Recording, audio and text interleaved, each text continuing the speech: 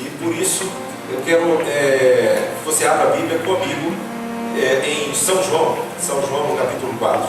Quero fazer umas poucas considerações sobre São João no capítulo 4. Eu creio que a igreja, ela foi chamada para servir. Esse é o objetivo da igreja. Eu já falei isso aqui algumas vezes.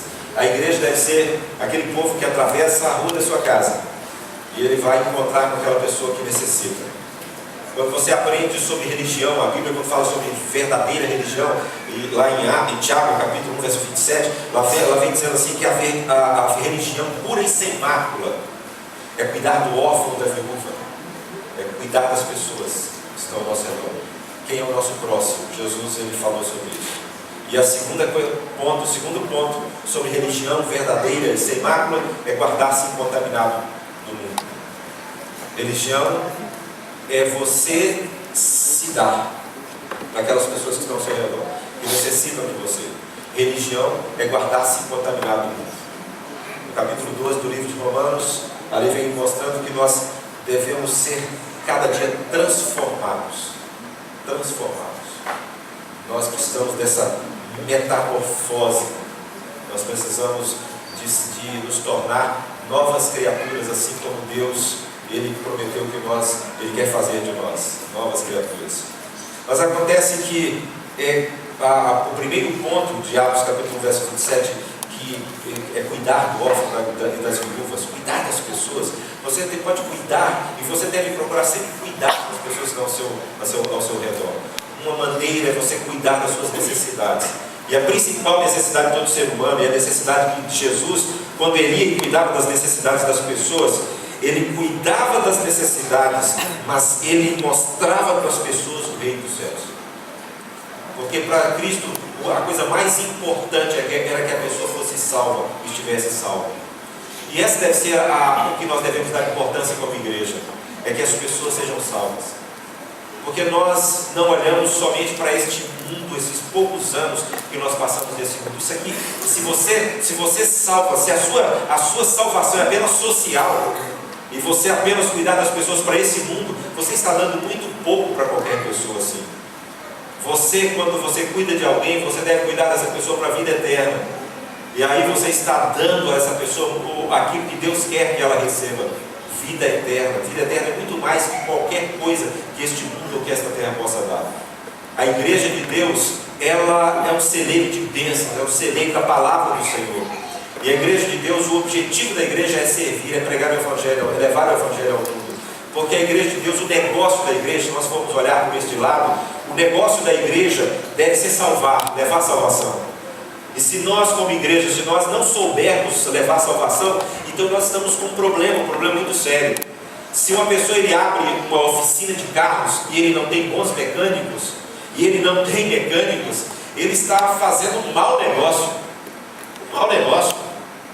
Porque como que você abre uma oficina mecânica e você não tem mecânicos? E quando as pessoas chegam e você não tem esses mecânicos ali? Se você vai adquirir uma fazenda, você tem que conhecer. Você tem que saber sobre o que você vai plantar, a cultura com a qual você vai trabalhar. Se você faz isso e se você não sabe trabalhar naquilo, então você vai tomar um tremendo prejuízo. Eu conheci um rapaz que morava na Europa e ele comprou uma fazenda. Um dia eu vou ter uma fazenda. Ele comprou uma fazenda e continuou morando lá. E ele não estava presente, ele colocou um capataz, como é que é? Não um caseiro, foi um gerente da fazenda, colocou uma pessoa para cuidar. Depois de alguns anos, ele quase foi à falência por causa do gerente da fazenda. Porque, na verdade, ele queria uma fazenda, mas não sabia cuidar da fazenda. Colocou alguém que sabia muito bem, sabia tanto que começou a levar para ele as coisas da fazenda. E aí, ele tomou um tremendo prejuízo. Agora eu quero dizer uma coisa para você. Quando nós abrimos uma igreja, e a igreja são as pessoas, e quando nós erigimos um lugar como este, e quando nós nos achegamos como igreja, é porque nós temos que entender do negócio da igreja. E o negócio da igreja é salvação. O negócio da igreja é levar a salvação. O negócio da igreja é salvar. Agora, se nós abrimos uma igreja, e se nós nos chamamos de igreja, e se nós não sabemos salvar, então nós vamos tomar prejuízo. Nós vamos tomado um tremendo prejuízo, né? Porque o prejuízo é um prejuízo eterno. É um prejuízo eterno. Porque na verdade, quando Deus nos chamou, Ele nos chamou e pelo fato assim, não, a responsabilidade é do povo. Não, a responsabilidade não é somente do povo, a responsabilidade é individual, a responsabilidade é minha, porque eu sou a igreja. A responsabilidade é sua, porque você é a igreja. Alguém pode dizer assim, a igreja está mal, porque a igreja não prega, porque se a igreja está mal, é porque eu estou mal. Se a igreja ela está num determinado contexto, está vivendo um contexto, de repente eu também estou vivendo esse contexto, porque eu também sou a igreja. E por isso eu tenho que aprender que se nós fomos chamados para servir, e fomos chamados para ser essa igreja, nós precisamos de saber salvar. A igreja tem que ensinar o seu povo a salvar. Quando você vem aqui e alguém pode falar assim, pastor, mas o negócio é o seguinte, eu não sei fazer, eu não sei dar um estudo bíblico, eu não sei dirigir um pequeno grupo, pastor, eu não sei dirigir uma classe bíblica, eu não sei. Mas a função da igreja é ajudar você a saber qual é o dom que você tem e como você pode transformar esse dom num elemento, num projeto de salvação de Deus. Porque na verdade é o seguinte, todos nós que estamos aqui, todos nós que fomos chamados, todos nós recebemos de Deus um dom. E este dom que Ele nos deu é um dom que nós podemos transformar em salvação. E nós precisamos de pedir a Deus orientação para sabermos que dom é o dom da nossa vida, qual é o dom que Ele me deu e como eu posso transformar esse dom no ministério de salvação. Como as pessoas podem ser salvas através da minha vida, através daquelas capacidades, das habilidades que Deus me deu. É isso que é importante. Sabe, uma coisa, aqui está o tanque, e esse tanque é o tanque batismal. A principal função da igreja é salvar. Por isso esse tanque, ele não pode ficar sem função. Se esta é a missão da igreja, este lugar é um lugar que tem que ter uma função muito clara e muito, na verdade, usada muitas vezes. Porque aqui, por aqui e aqui neste lugar está o resultado do que nós somos, a igreja de Deus. Ali está o resultado. O resultado de nós sermos a igreja de Deus é que as pessoas que estão aqui estejam salvas, estejam cada dia sendo colocadas nas mãos de Deus salvas. E eu gostaria de fazer uma pequena meditação com você sobre este Jesus, que é o nosso modelo, o nosso exemplo, e a maneira como Jesus agia, como Jesus fazia, como Jesus chegava às pessoas. E nós, por alguns momentos, queremos mostrar sobre essa maneira, a maneira como Jesus pregava, a maneira como Jesus ia às pessoas. Aqui conta a história, no capítulo 4 do livro de São João. Eu pensei que estava aberto no capítulo 4, mas agora está. No capítulo 4 do livro de São João, conta-nos uma história. Jesus, ele saindo da Judéia e indo para Galiléia. E quando algumas coisas começaram a acontecer ali na Judéia, as pessoas começaram a querer jogar João Batista contra Jesus. E agora eles queriam saber quem batizava mais. Jesus não estava preocupado com isso. E a palavra de Deus diz que nesse momento Jesus sai e ele vai para Galiléia. Muitas pessoas haviam visto os milagres de Jesus na Judéia. Eles foram para Galiléia. E essas pessoas, eles estavam ávidos pela mensagem. Jesus, ele não mais continuaria pregando na Judéia. Ele iria para Galiléia, porque ali ele tinha um tremendo ministério, um grande ministério. Uma grande parte do ministério de Jesus foi feito nas regiões da Galiléia, naquelas cidades da Galiléia. E Jesus, quando ele vai da Judéia para Galiléia, haviam 3 possibilidades de chegar a Galiléia. Uma delas era passando pelo litoral, a outra delas é atravessando a região da Peré, do outro lado do Rio Jordão, e indo ali próximo ao deserto e indo para Galiléia. O outro caminho era o caminho mais reto, era o caminho que passava por Samaria. E sabem, os ortodoxos, judeus ortodoxos, nem sempre eles passavam por ali, porque havia, vocês sabem, havia uma tremenda rixa, uma briga entre samaritanos e judeus. Os samaritanos haviam erigido um templo lá em cima do Monte Gerizim e eles adoravam ali. Os judeus diziam: não, essa adoração é falsa, a verdadeira adoração é aqui em Jerusalém.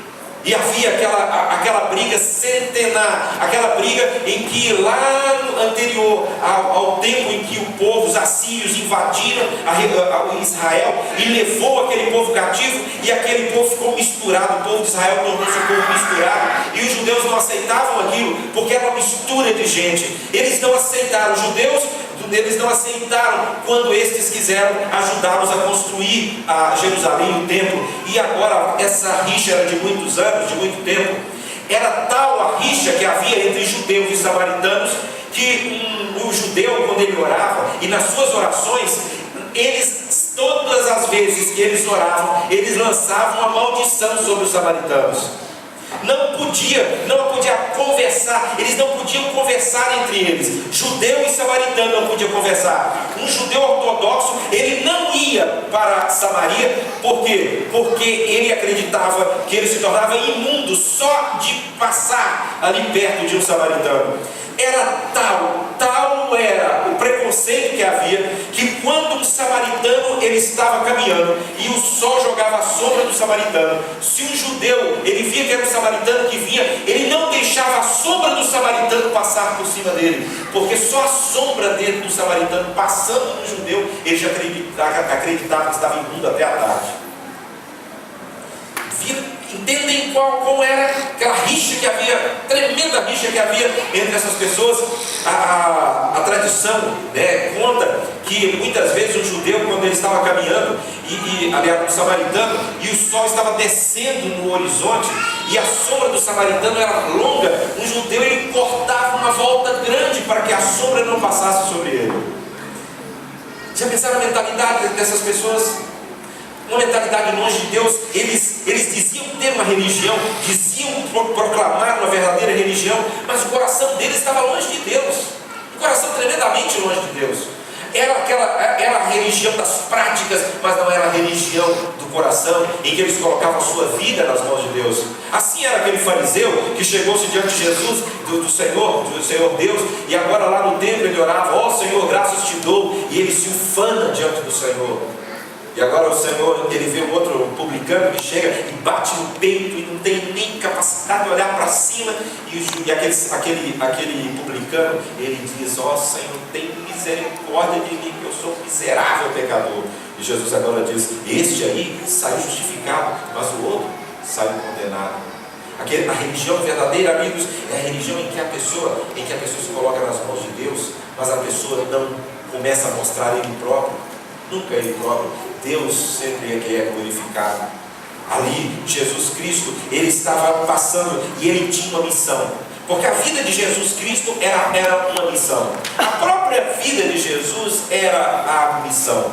Na verdade, a missão de Jesus era a missão que ele proclamou para todos os seus filhos, porque o próprio Jesus disse no capítulo 19, verso 10 do livro de Lucas, que o Filho do Homem veio buscar e salvar o perdido. O Filho do Homem veio buscar e salvar o perdido. Não importa onde o perdido estivesse, não importa onde ele estivesse, Jesus Cristo ele iria para buscá-lo. E Jesus Cristo, ele sabia que aquela mulher samaritana com quem ele se encontrou lá no poço de Sicar era uma pessoa que precisava de salvação. Jesus Cristo chegou ali ao poço, os discípulos foram para a cidade para comprar alimento. Um dos únicos motivos pelos quais um judeu ele entrava em contato com o samaritano era para fazer negócio. Eles negociavam, e depois que eles negociavam, aí um ia para um lado e outro para o outro, não queria mais saber um do outro.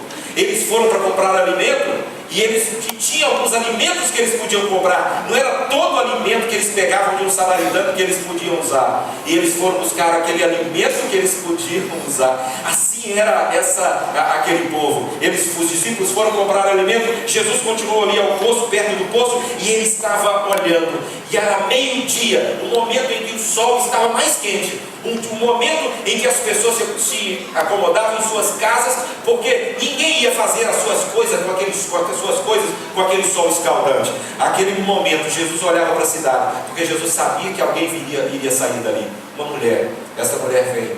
Jesus olha para aquela mulher ao meio-dia para buscar água. Aquilo era algo incomum.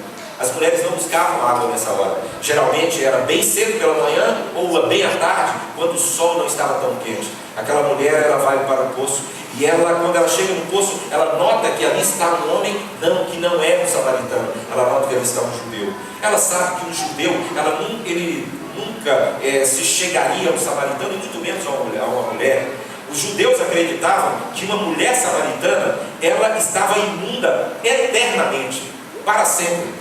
Os judeus, eles tinham aquela questão de limpeza, pureza cerimonial. E quando a mulher, ela estava com as suas regras, no momento da sua menstruação, ela ficava impura, no caso, cerimonialmente, por aquele período. E depois ela voltava de novo a participar de todos os elementos da religião. Mas os judeus, diziam que a mulher samaritana, ela era imunda cerimonialmente desde o seu nascimento até o fim da sua vida. Uma mentalidade que Deus nunca colocou nos seus filhos, mas era a mentalidade humana. Jesus chegou ali, aquela mulher olhou para ele, e ele olhou para aquela mulher, e Jesus amou aquela mulher. Jesus amou aquela mulher, porque Jesus queria que aquela mulher fosse salva. Aquela mulher pega a sua água, e no momento em que aquela mulher pega a água, a Bíblia diz aqui no capítulo 4, no verso 7, que Jesus disse à mulher, quando ela pega a sua água, e ela não fala nada, ela vai embora, Jesus olha para ela e fala assim: mulher, dá-me de beber. Mulher, dá-me de beber. Sabe, não dar água para uma pessoa no Oriente era algo muito sério. Mas agora, um judeu pedir um favor para um samaritano, isso não existia. Isso era algo inconcebível. Agora, aquela mulher, ela olha para Jesus e falou assim: sendo tu judeu, pedes de beber a mim, que sou o quê? Que sou o quê? Primeiro é o quê? Que sou uma mulher, e sou samaritana. Como sendo tu judeu, pedes de beber a mim, que sou mulher e samaritana? Era inconcebível pedir um favor a um judeu. Era muito mais inconcebível ainda que um judeu se dirigisse a uma mulher publicamente. Pior ainda, era Jesus se dirigir a uma mulher, e ainda mais samaritana. Jesus, ele atravessa as barreiras do preconceito. Jesus atravessa as barreiras daquela mentalidade daquelas pessoas. Jesus atravessa as barreiras da nacionalidade. Jesus atravessa todas as barreiras possíveis para encontrar aquela mulher, para falar àquela mulher. Ele atravessa as barreiras do preconceito de gênero, atravessa as barreiras do preconceito de nacionalidade, atravessa as barreiras do preconceito de religião. Jesus atravessa todas as barreiras. Ele atravessa a rua para encontrar-se com aquela mulher. E agora, ele chegando ali, ele diz para ela: dá-me de beber. Jesus, ele trava agora ali uma conversa, de tal maneira que ela pudesse dar uma resposta a ele. Jesus tem sede. Meio-dia, ali naquele lugar, Jesus tem sede. E quando Jesus tem sede, Jesus pede água. Jesus tem sede e Jesus pede água. Ela agora diz: mas como sendo dos judeus pede? E Jesus agora fala para ela: se você conhecesse o dom de Deus e soubesse quem está falando com você, você pediria e ele te daria o quê? Água? Não é da vida. Água viva. Água da vida é outra coisa. Água viva. Porque água viva era uma água corrente. Água viva era uma água superior. Água viva não era como aquela água do poço. Água viva era uma água que para os orientais era uma água superior. Uma água corrente era uma água superior àquela água do poço. E agora ela olha para Jesus e fala assim: pensa, agora sim, é judeu e é doido também, né? Porque você não tem nem como tirar essa água aqui. Olha aqui, ó, eu tenho balde, eu tenho corda, eu tenho forma de tirar. Você não tem nem como tirar essa água, e você ainda quer me dar o quê? Água viva? Ah, não é bem assim. Você está me oferecendo uma impossibilidade. Jesus agora diz para ela: sabe uma coisa? Quem beber dessa água vai ter sede de novo. Você, todos os dias você vem aqui, todos os dias você vem buscar essa água. Aquela mulher, ela foi ao meio-dia, alguma coisa acontecia. Geralmente as pessoas não iam nesse momento, mas ela ia naquele momento, porque aquele momento era o momento em que ela não encontrava com aquelas pessoas que olhavam para ela e a condenavam. Era o momento que aquelas pessoas, ela não tinha a necessidade de estar ali, vendo aquelas pessoas inquirindo dela, falando mal dela. Ela via num momento em que as pessoas não estavam ali, porque aquele era o momento que ela tinha privacidade para pegar a sua água. Jesus, ele diz para ela: se você conhecesse o dom de Deus, se você soubesse quem te fala, você iria pedir, ele te daria água viva. Quem beber dessa água vai voltar a ter sede, mas aquele, porém, que beber da água que eu lhe der, nunca mais terá sede. Pelo contrário, a água que eu lhe der será nele uma fonte para vida eterna. Queridos amigos, naquele momento aquela mulher diz: Senhor, dá-me dessa água. Olha que trocadilho interessante aqui. Quando Jesus chegou ao poço, e aquela mulher vinha buscar água. Jesus tinha o quê? Sede. E a mulher? Tinha água. Naquele momento, Jesus tinha sede. Ele pede: mulher, dá-me de beber. Ele pede água. A mulher tem água. Mas agora, Jesus, na conversa que Jesus entrava com aquela mulher, agora Jesus tem água. E a mulher tem sede. Agora, e Jesus tem água viva. Ela tem sede dessa água. Ela quer essa água. Queridos amigos, quando Deus nos coloca na vida das pessoas, Ele quer que nós vamos até as pessoas. As pessoas não querem ao Senhor. As pessoas não querem Deus. A palavra de Deus diz que o coração do ser humano é mau. Diz que o coração do homem é inimigo das coisas de Deus. Que o coração natural, ele não tem prazer nas coisas de Deus. Quando você vai a alguém para falar de salvação, você está indo para falar de salvação, de coisas espirituais, para uma vida carnal. E a carne e o espírito, a natureza pecaminosa, a natureza espiritual estão em luta. Em Gálatas, no capítulo 6, o apóstolo Paulo diz que é uma luta. A natureza espiritual está lutando contra a natureza carnal, e a natureza carnal contra a natureza espiritual. Elas militam entre si. Quando você vai falar de salvação, quando você vai mostrar salvação, as pessoas não querem. Eles não querem entender, não querem ouvir. E, portanto, o Espírito Santo de Deus age de tal maneira que você cria na pessoa uma necessidade que ela não acreditava que ela tinha.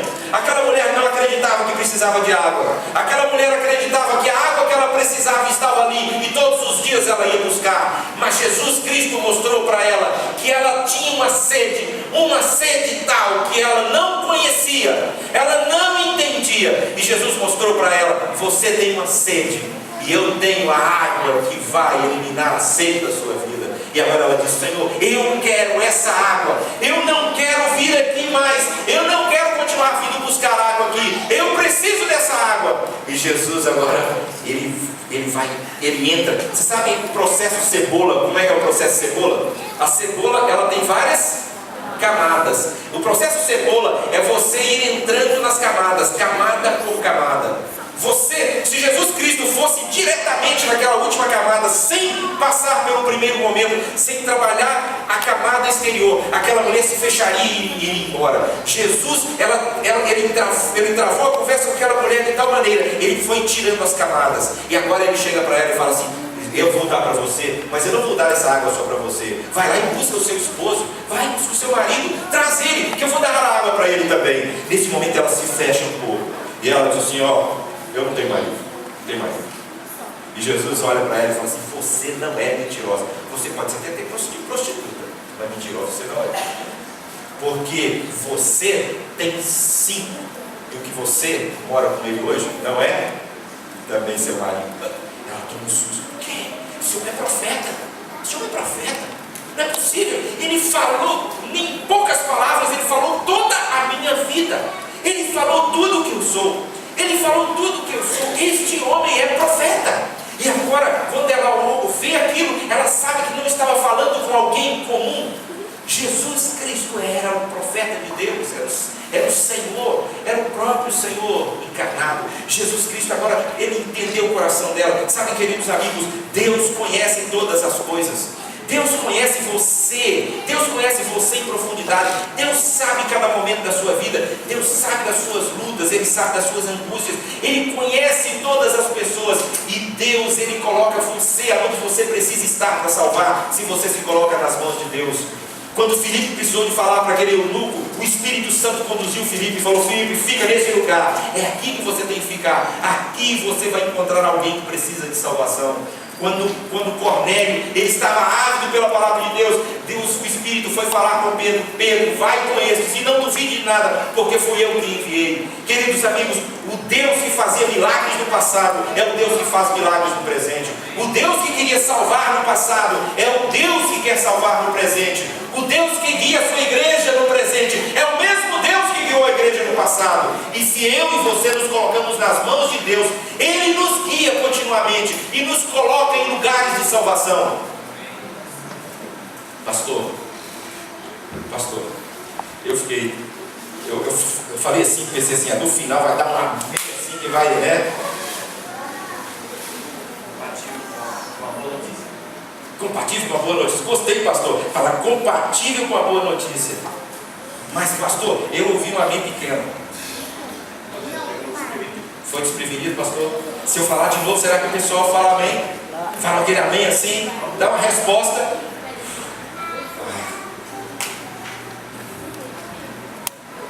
Eu vou falar em poucas palavras o que eu falei para vocês. Deus quer salvar você. E Deus quer salvar através de você. Amém. É isso, queridos amigos. É assim. É isso que Deus faz. Jesus Cristo agora, ele vai na mulher onde ela está. Vai naquela mulher onde ela precisa. E ele agora, ele fala, mostra para ela que ela precisa daquela salvação. Eu não vou ater em todos os pontos, porque o nosso tempo se foi. Mas no capítulo 4, no verso 29. Capítulo 4, verso 29 do livro aqui de São João. São João, capítulo 4, verso 29. E se você está com sua Bíblia, abra sua Bíblia. Capítulo 4, verso 29. E aqui diz assim, verso 28 e 29. Diz assim, ó. Quanto a mulher deixou o seu cântaro e foi à cidade e disse àqueles homens: vinde comigo e vede um homem que me disse tudo quanto tenho feito. Será este porventura o Cristo? Queridos amigos, aquela mulher não teve oportunidade de ter um curso teológico. Aquela mulher não teve oportunidade de ter um curso de como dar estudos bíblicos. Aquela mulher não teve oportunidade de pegar um curso bíblico e fazer todo ele. Aquela mulher não teve oportunidade de nada disso. Mas a palavra de Deus diz que a coisa mais importante para aquela mulher ao meio-dia era água. E ela foi buscar água. Mas a palavra de Deus diz que a coisa mais importante para ela deixou lá no poço. Ela deixou o cântaro, ela deixou a água. Porque naquele dia aquela mulher havia bebido uma outra água. Aquela mulher havia bebido água viva. Água viva. E portanto agora, aquela mulher era um instrumento de vida. E a palavra de Deus diz que ela sai daquele lugar e ela vai na cidade e ela bate na porta das pessoas. E quando as pessoas abriam a porta e olhavam para ela e viam aquela mulher, a pessoa devia dar um passo para trás. Pô, essa mulher aqui na minha casa. E aquela mulher olhava fixamente para as pessoas e dizia para eles: tem um homem lá no poço. Este homem, ele falou tudo quanto eu tenho feito. Esse homem descortinou diante de minha vida. Esse homem falou tudo. Esse homem falou tudo sobre mim. Este homem é um profeta. Este homem nós precisamos de falar com ele. Porventura não é ele o Messias.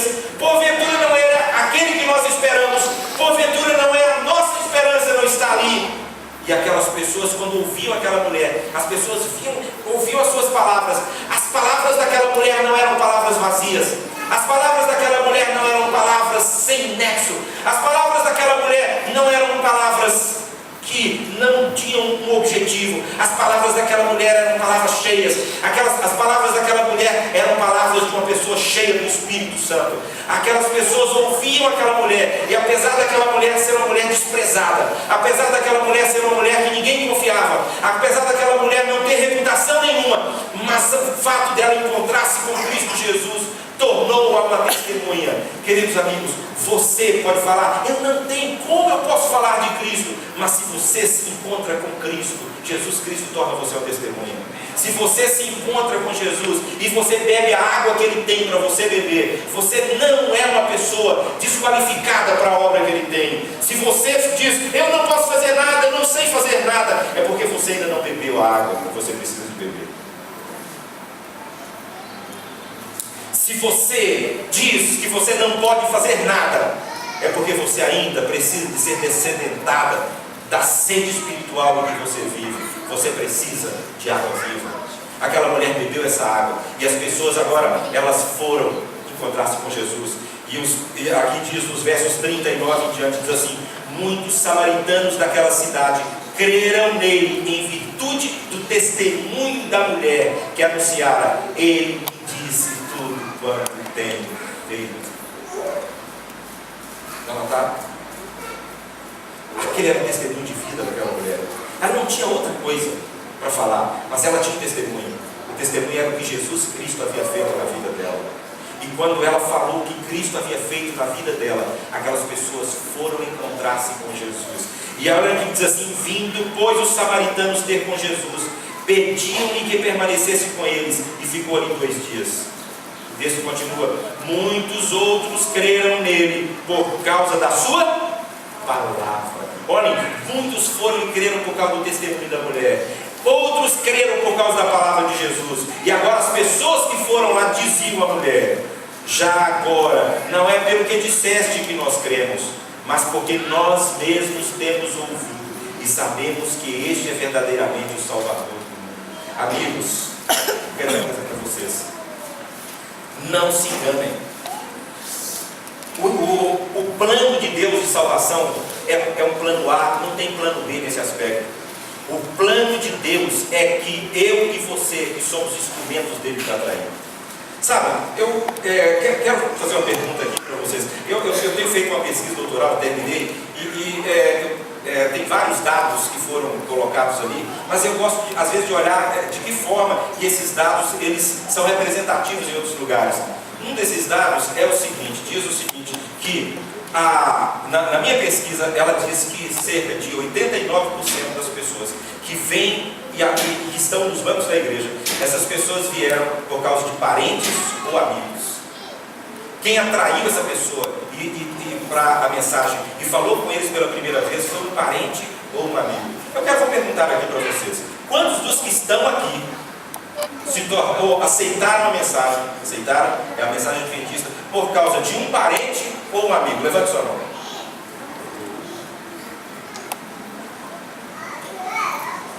Já votaram?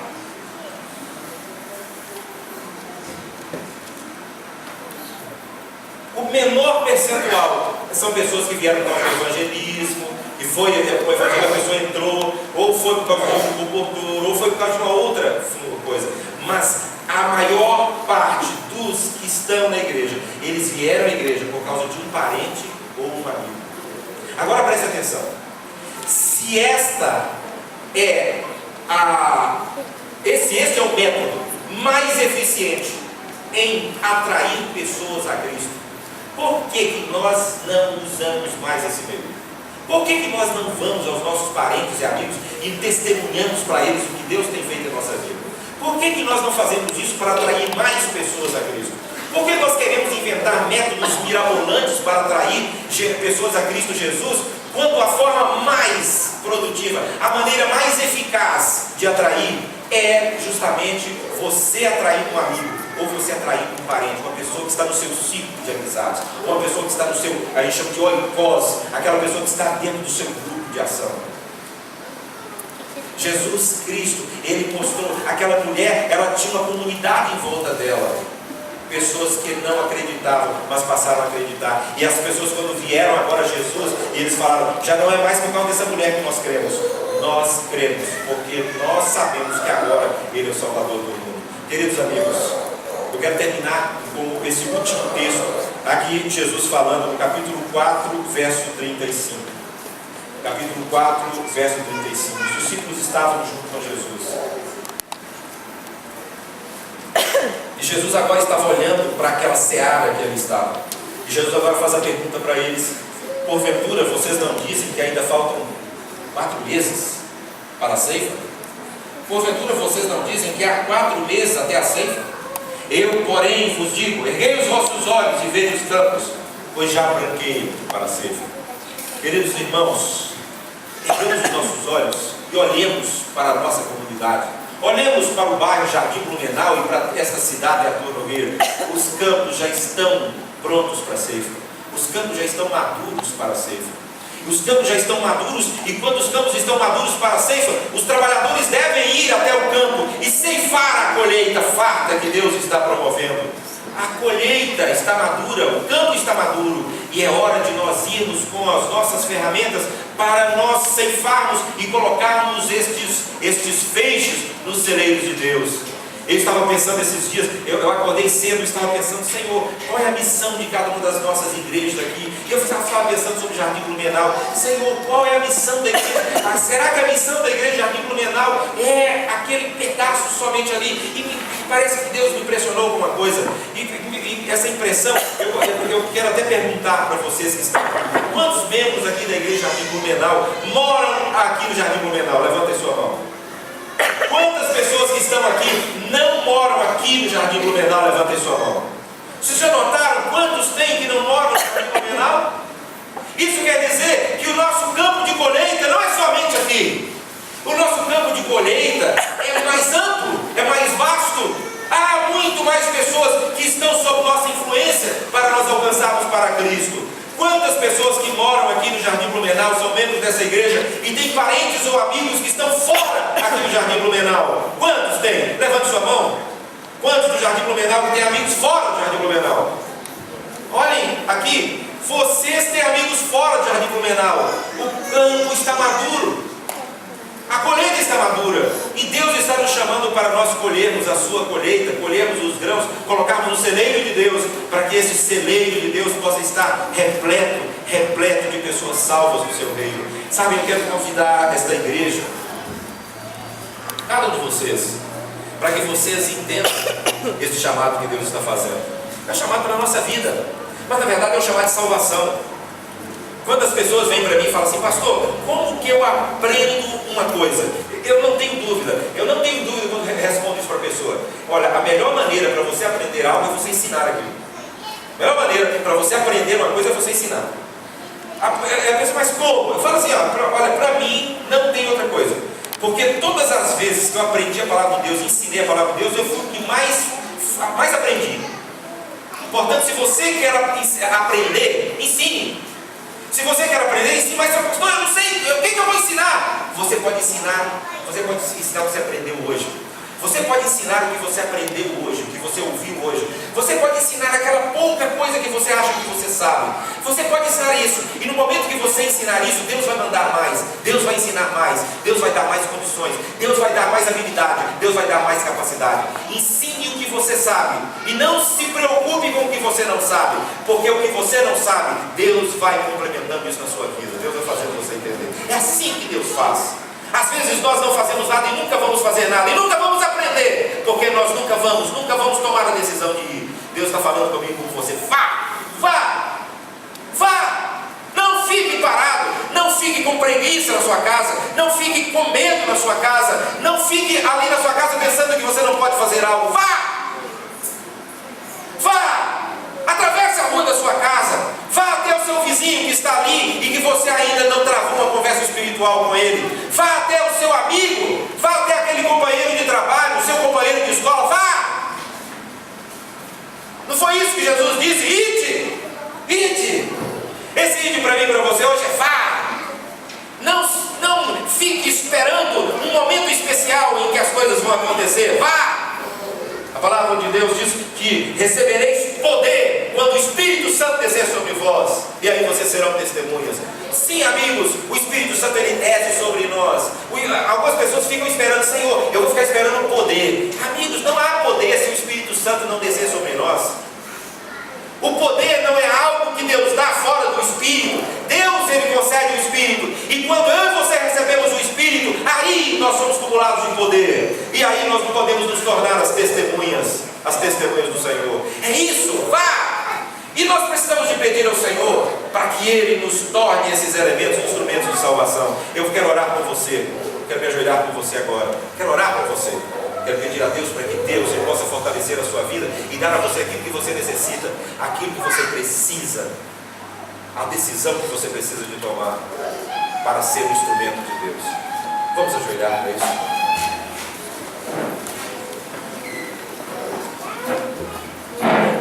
Santo e bondoso Deus e Pai, ó Deus, aqui está a tua igreja. Senhor, no nosso coração. Eu te peço, ó Pai, que Tu nos concedas o Teu Espírito, mas, Senhor, que o Espírito cause em nós a necessidade de Ti. Amém. Nós precisamos de querer, e nós, Senhor, só vamos querer à medida que Tu fizeres essa obra em nós. Mas, Senhor, não permita que o inimigo nos segure de tal maneira que nós não queiramos, que nós nos afastemos disso. Tu és mais poderoso, mas Tu só podes fazer essa obra em mim, se eu aceitar o que Tu fazes. Eu te peço, Senhor, torne-me esse instrumento, abra o meu coração, que como servo Teu, Senhor, esteja pronto, humildemente pronto, a ouvir a Tua voz e aceitar a Tua palavra. Da mesma forma, Senhor, eu peço pela igreja que Tu colocaste nos nossos cuidados, que esta igreja, cada pessoa que está, também, Senhor, queira humildemente receber o Teu poder, todo o Teu Espírito. E assim, Senhor, nós, em Teu nome, para a honra e glória de Ti e do Teu poder, possamos iluminar essa terra. Amém. Possamos iluminar esse bairro, possamos iluminar essa cidade, para a honra e glória do Teu nome. Amém. Por Jesus. Amém, Senhor.